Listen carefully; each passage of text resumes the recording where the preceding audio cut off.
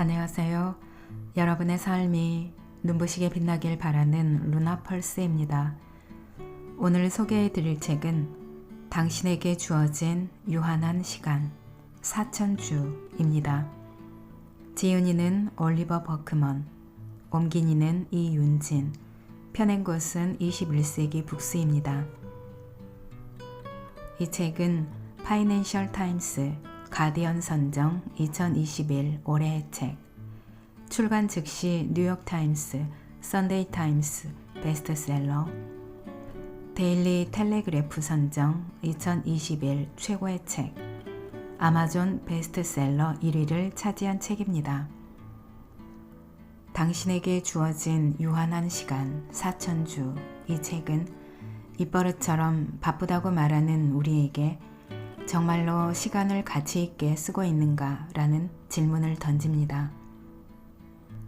효율성과 생산성에 대한 집착을 내려놓을 때 당신은 비로소 시간을 자유롭게 쓸 수 있다. 영원히 살 수 없는 우리 모두를 위한 시간관리법 4000주, 책의 내용 중에서 일부 읽어드리겠습니다.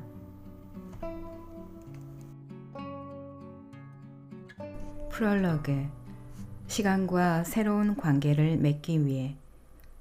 인간의 평균 수명은 어처구니 없고 기분 나쁘고 소름 끼칠 만큼 짧다.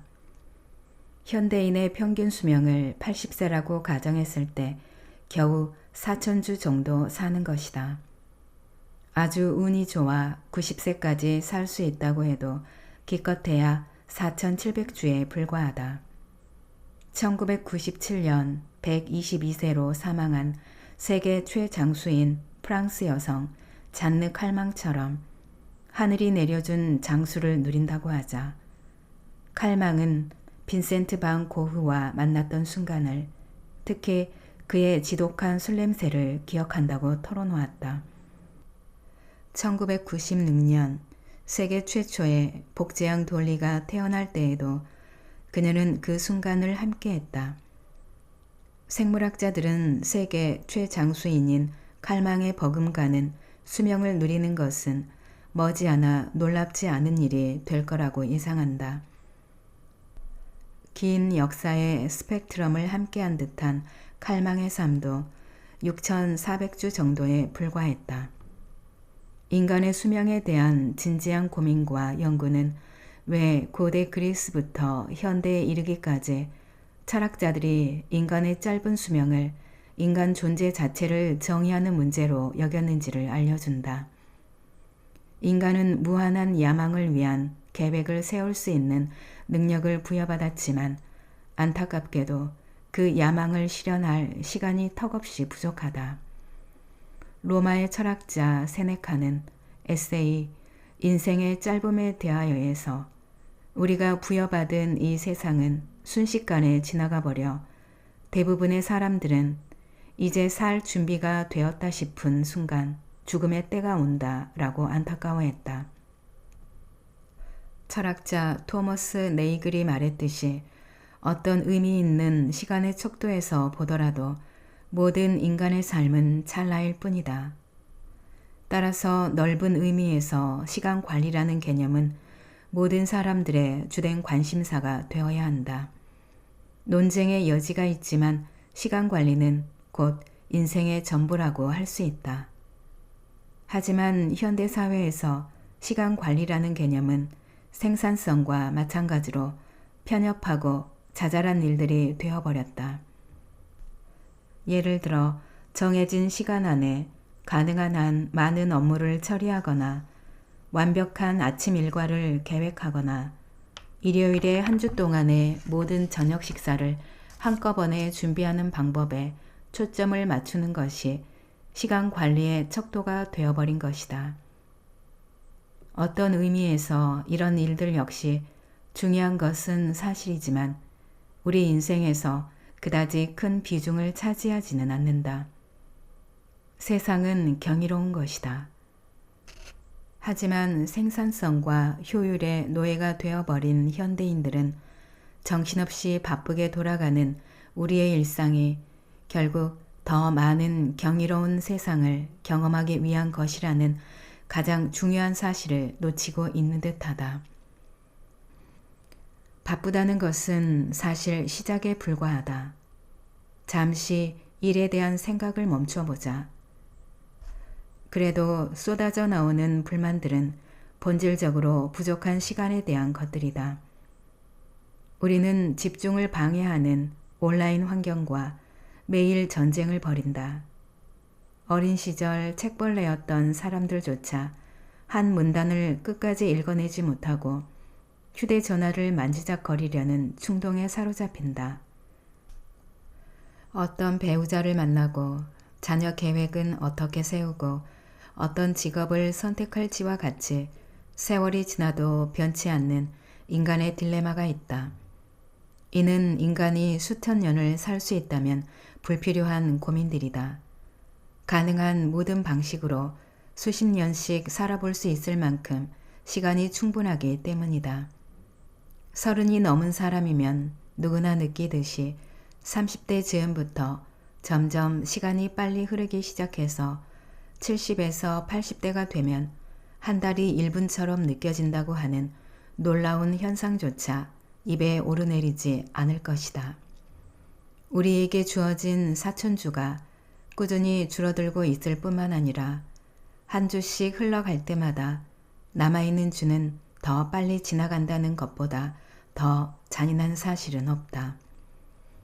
우리에게 주어진 시간이 유한하다는 사실이 항상 우리를 힘들게 하는 문제였다면 최근 일어난 일들은 시간의 문제를 더욱 실감하게 해주었다.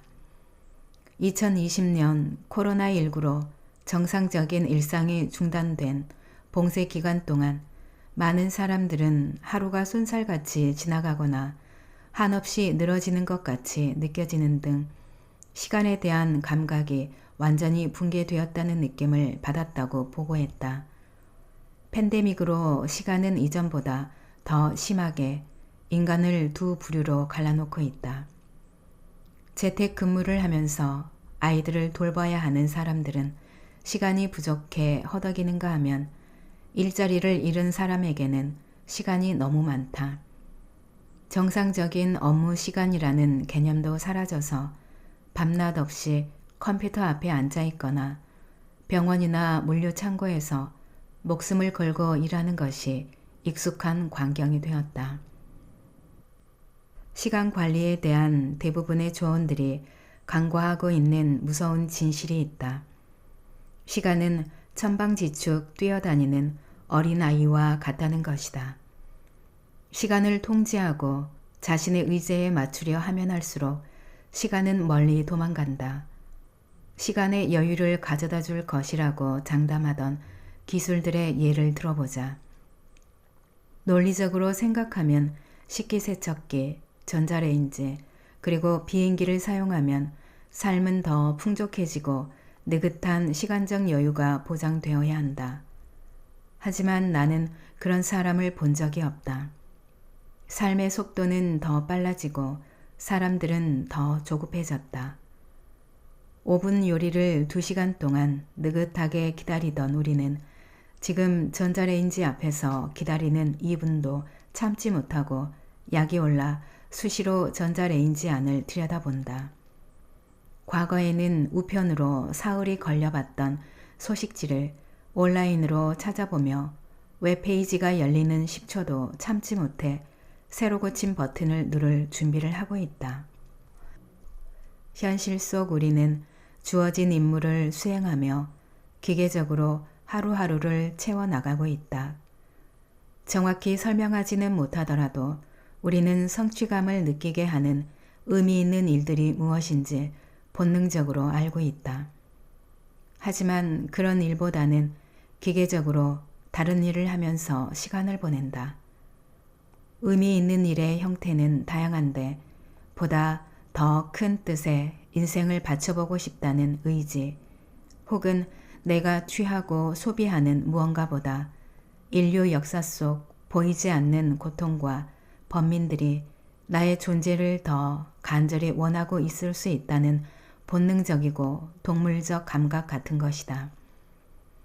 그러나 당장 우리가 당면한 과제들은 그런 의미 있는 일들이 아니다.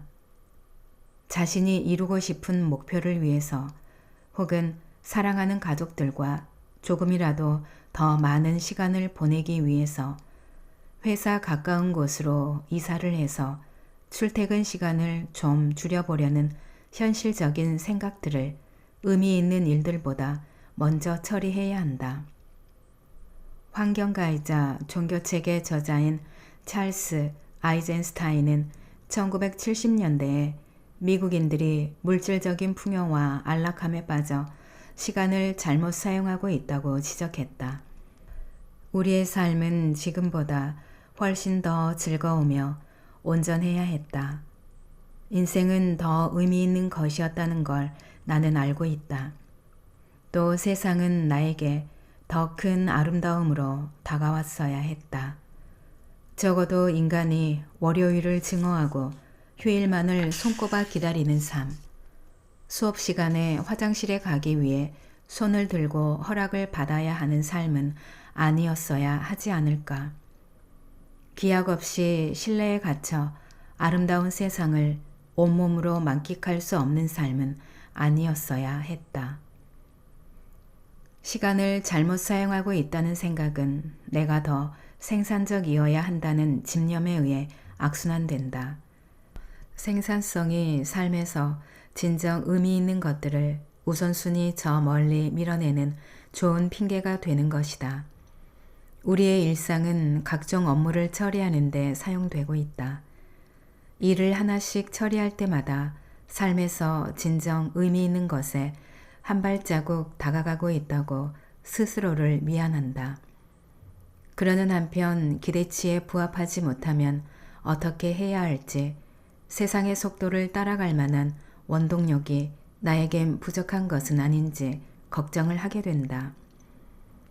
수필가 메릴린 로빈스는 많은 이들이 어떻게 시간을 사용하는지 관찰한 후에 우리 시대의 정신은 아무런 기쁨도 느끼지 못하고 바쁘게 사는 것이다.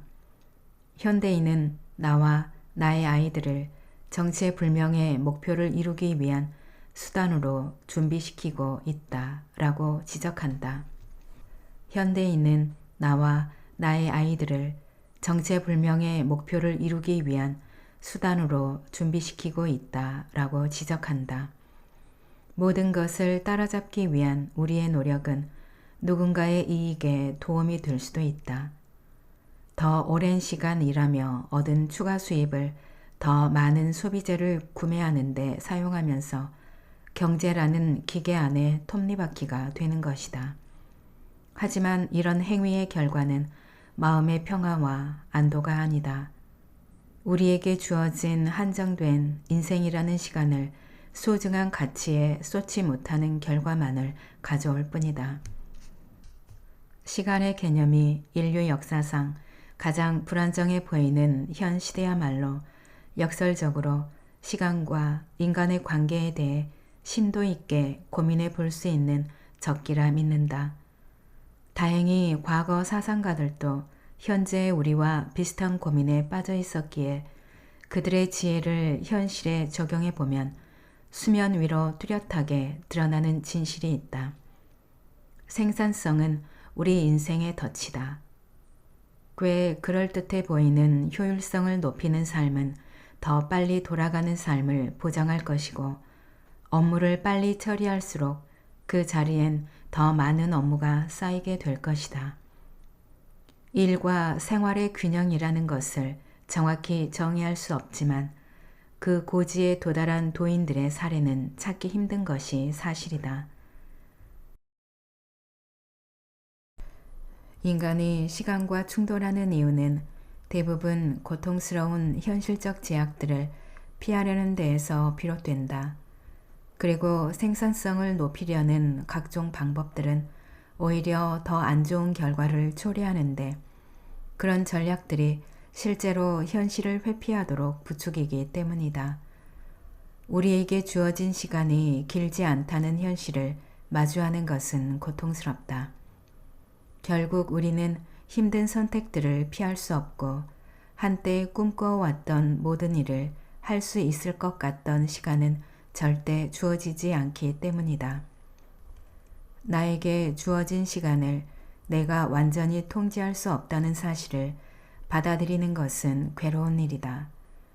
자신에게 주어진 모든 역할을 잘 수행할 체력, 재능 또는 다른 자원이 부족할 수도 있을 것이다. 그래서 우리는 자신의 한계를 직시하기보다는 회피하는 전략을 통해서 무한함을 느끼려 한다. 우리는 일과 삶의 완벽한 균형이라는 환상을 쫓으며 자신을 더 강하게 밀어붙이거나 힘든 선택이 필요하지 않도록 모든 일에 시간을 분배할 수 있다고 약속하는 시간 관리 시스템을 이용한다. 아니면 아예 시작도 하지 않고 모든 일을 나중으로 미루는데 이건 역시 삶을 전지전능하게 통제할 수 있다는 느낌을 유지하기 위한 또 다른 수단일 뿐이다. 시작도 하지 않는다면 성공할 자신이 없는 프로젝트에서 실패를 하면서 좌절할 필요가 없기 때문이다. 우리는 강박적으로 계획을 세우기도 한다. 그런 계획이 없으면 자신이 미래를 통제하지 못한다는 사실에 직면해야 하기 때문이다. 게다가 우리는 대부분 나만의 시간 통제 방법을 찾는다. 우리 사회가 자신이 원하는 일을 하고 싶은 시간에 하면서 스스로의 일정을 조정하는 사람을 이상적 인간형이라고 여기기 때문이다. 또한 결혼과 육아는 물론이고 사업과 정치에 이르기까지 우리가 가치 있다고 여기는 거의 모든 일들이 다른 사람들과의 협력을 통해 이루어지는데 그런 관계에서 비롯되는 정서적 불확실성에 자신을 노출해야 한다는 사실에 두려움을 느끼기 때문이기도 하다. 현실을 부정하는 것은 결코 효과가 없다. 현실을 부정하면 내가 생의 어느 순간 모든 것을 다 장악할 수 있는 날이 오지 않을까 하는 착각에 잠시 안도감을 느낄 수 있을지도 모른다. 하지만 충분히 잘하고 있다거나 존재 자체로 충분하다는 느낌은 받지 못할 것이다. 왜냐하면 현대사회에서 충분하다는 것은 모든 것을 완벽하게 통제하는 것을 의미하지만 사실 그것은 그 누구도 도달할 수 없는 경지이기 때문이다. 그 대신 현실을 통제하기 위해 끝없이 싸우며 더 불안하면서도 성취감은 느낄 수 없는 삶을 가져올 것이다. 예를 들어 철저하게 시간을 관리해서 모든 일을 시간에 맞춰 해낼 수 있다고 믿을수록 더 많은 일들을 떠맡으면서 각각의 업무가 당신의 시간에 부합하는 가치가 있는지 묻지 않게 된다. 즉, 당신이 가치 있다고 생각하지 않는 일들로 당신의 시간을 채우게 되는 것이다. 더 서두를수록 굳이 서두를 필요가 없는 일들과 마주치며 더 좌절하게 되고 미래에 대한 계획을 더 확실하게 세울수록 여전히 남아있는 미래에 대한 불확실성 때문에 더 불안해진다. 그리고 자신의 시간에 대한 완벽한 지배력을 얻으려 할수록 더 외로워질 것이다. 이 모든 것을 한계의 역설로 설명할 수 있다. 한계의 역설이란 자신에게 주어진 시간을 완전히 통제하고 인간에게 주어진 불가피한 제약에서 자유로워지기 위해 시간을 관리하려 할수록 삶이 더욱 불안하고 공허해지며 좌절감이 커지는 것을 의미한다. 반면에 인간의 한계성을 마주하고 그 한계성을 받아들이면 삶은 더 생산적이고 의미 있고 즐거워진다. 불안감이 완전히 사라지지는 않을 것이다. 자신의 한계를 받아들이는 데에도 분명 한계가 있다. 하지만 분명한 사실은 어떤 시간 관리법도 현실을 직시하는 것만큼 효과적이지 않다는 것이다. 유한한 시간에 대한 진실. 하이데거는 그의 대표작 존재와 시간에서 우리가 이 세계에 대해 인식하지 못하는 가장 근본적인 것이 있는데 그것은 바로 모든 존재자들은 거기에 존재하고 있다는 개념, 즉 아무것도 아닌 것은 없다는 사실이라고 했다. 현대의 많은 철학자들도 평생을 걸쳐 인간을 포함한 모든 존재에 대해 연구했다.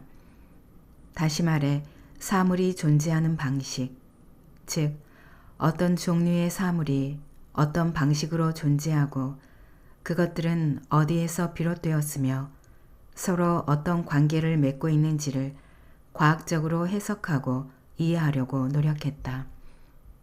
하지만 우리는 사물들은 태초부터 독립적인 개체로 존재한다는 것, 하이데거의 표현으로는 세계가 우리 주변의 모든 곳에 존재하고 있다는 사실이 얼마나 놀라운 것인지를 잊고 있다. 하이데거는 아주 근본적인 단계에서부터 존재 그 자체에 대해 고민하게 한 다음 인간, 특히 우리 자신에 초점을 맞춘다. 과연 인간으로 존재한다는 것은 무엇을 의미할까?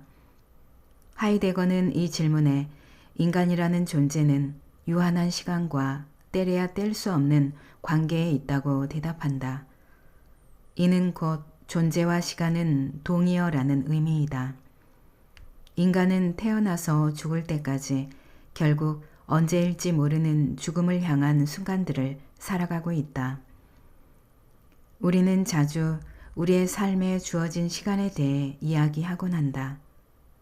하지만 하이데거의 독특한 시선으로 볼 때 인간이라는 존재가 바로 절대적 한계를 가진 시간이라고 할 수 있다. 따라서 존재를 파악하는데 궁극적 지평이 되는 것이 시간성이라고 할 수 있다. 하이데거가 이러한 주장을 한 이후로 많은 학자들은 존재가 시간이라는 그의 철학에 동의하지 않았고 일부 학자들은 심지어 시간은 아무 의미도 없다고 주장하기도 했다. 따라서 우리는 그의 주장을 정확하게 이해하려고 노력할 필요는 없다. 하이데거가 인간의 유한성이라고 표현한 그 사실을 통해 우리가 존재하는 모든 순간들이 너무나 짧다는 사실을 인식하는 것만으로도 충분하다. 우리에게 주어진 한정된 시간은 우리가 대응해야 하는 독립적인 개체 중에 하나가 아니다. 오히려 시간은 우리가 다양한 사물들과 관계를 맺기 전부터 인간으로서 우리를 정의할 수 있는 하나의 요소였다. 나의 시간을 어떻게 보내야 할지 묻기 전에 이미 나는 시간 안에, 다시 말해 나를 만들어 왔고 내가 결코 벗어날 수 없는 나만의 삶이 가진 특정한 순간 속에 내던져진 존재다.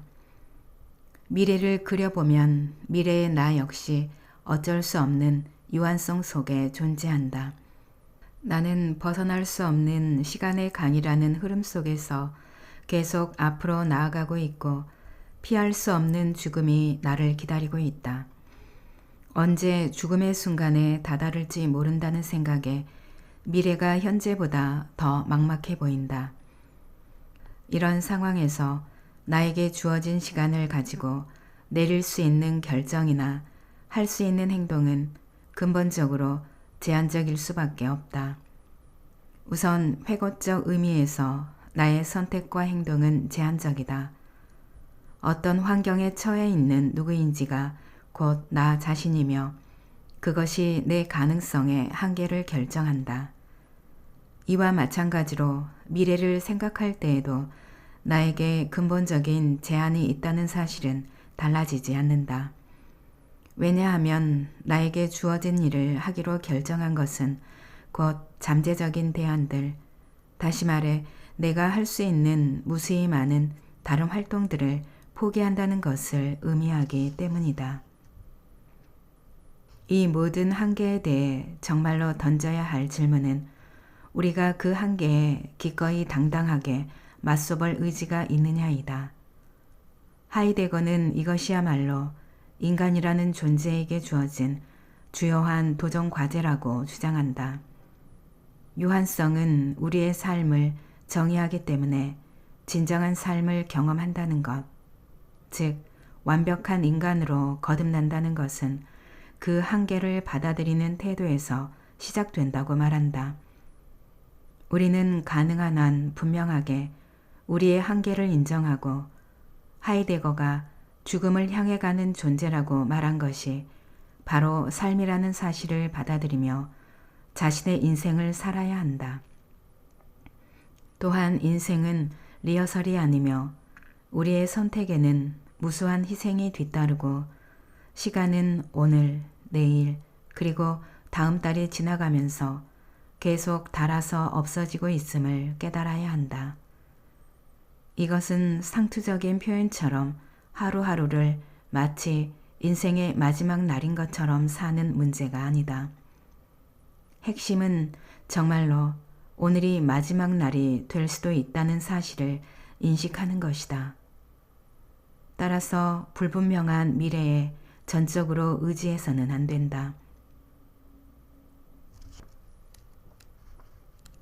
시간 관리의 3가지 원칙. 첫 번째 원칙은 자신에게 먼저 투자하는 것이다.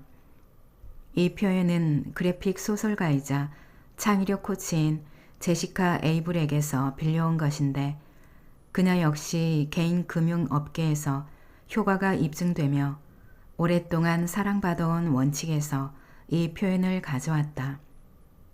예를 들어 월급을 받는 날 그 일부를 저축이나 투자를 위해 모아두거나 빚을 갚는 데 사용한다면 돈이 부족하다고 느끼지 않을 것이다. 그리고는 마치 처음부터 그 정도의 돈은 없었던 것처럼 장을 보고 각종 요금을 지불하며 남은 돈의 규모에 맞춰 생활을 할 것이다. 반대로 대부분의 사람들처럼 자신에게 가장 나중에 투자한다면, 다시 말해 먼저 필요한 물건들을 구입하면서 저축할 돈이 남기를 바란다면 여윳돈을 마련하기는 쉽지 않을 것이다. 이것은 우리가 내키는 대로 카페에서 커피를 마시거나 패티큐어를 하거나 새로운 전자기기를 구입하거나 마약에 빠지는 등 낭비를 했기 때문이 아니다. 우리는 자신이 매번 합리적인 지출을 하고 꼭 필요한 물건을 구입한다고 생각한다. 문제는 우리가 장기적인 계획을 세우는데 서툴다는 것이다. 지금 우선순위라고 생각하는 어떤 것을 일주일이나 한 달 뒤에도 여전히 그렇게 느낄지 냉정하게 판단하는 것은 사실상 불가능하다. 따라서 우리는 자연스럽게 지출을 할 때 실수를 범하게 되고 나중에 더 이상 저축할 돈이 없다는 사실을 깨닫고는 그때 비로소 좌절한다. 에이블이 지적한 것과 같은 논리가 시간에도 적용된다.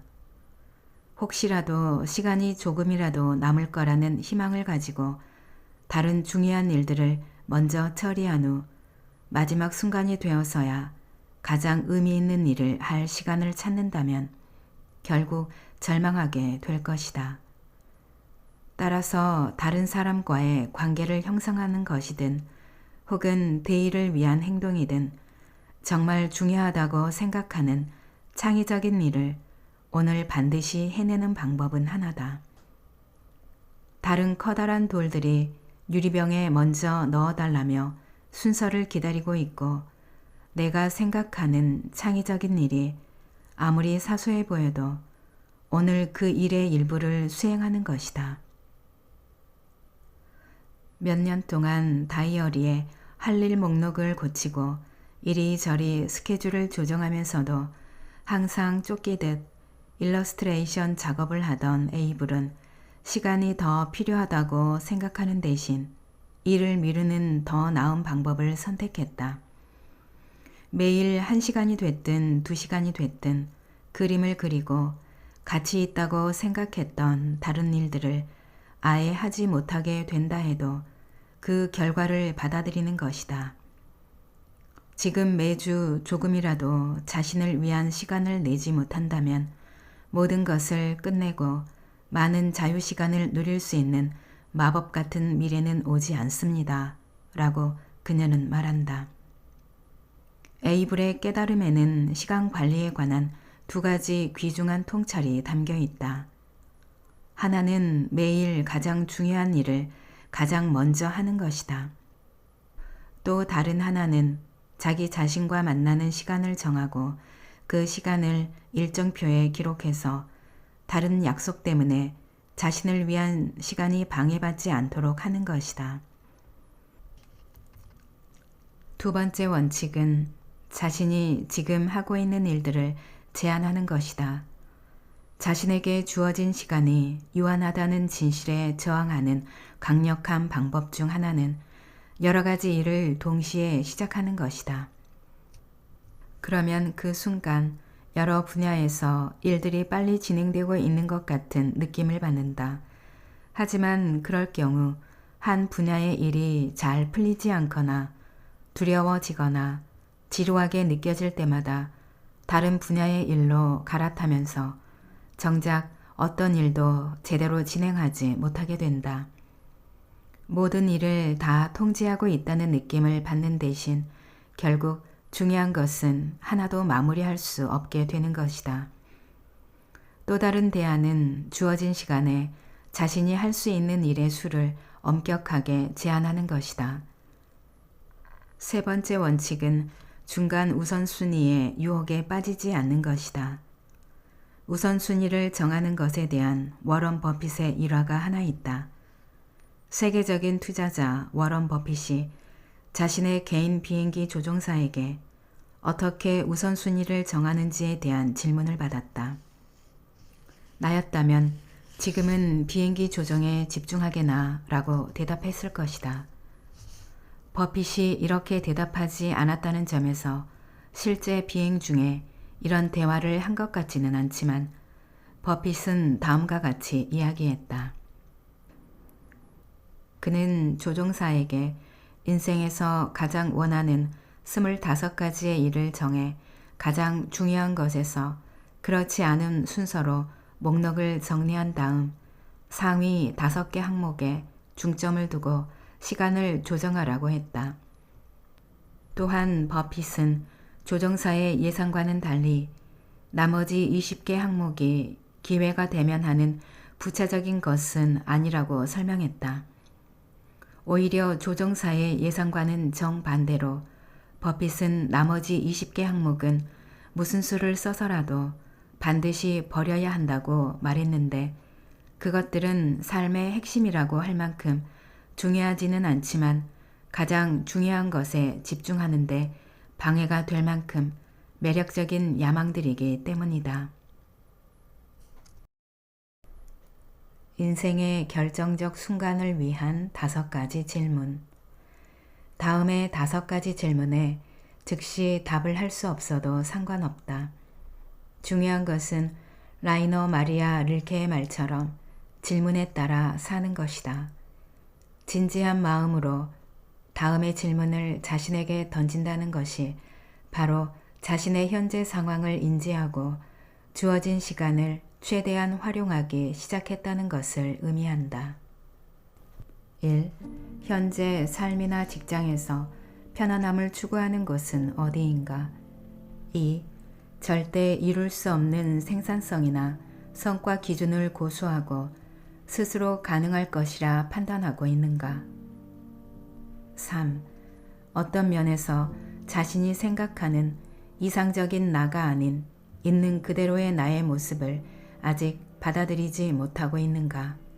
4. 자신이 무엇을 하고 있는지 알게 될 때까지 머뭇거리게 되는 삶의 영역은 어떤 것인가? 5. 결과물을 내야 하는 부담이 없다면 하루를 어떻게 보내고 싶은가?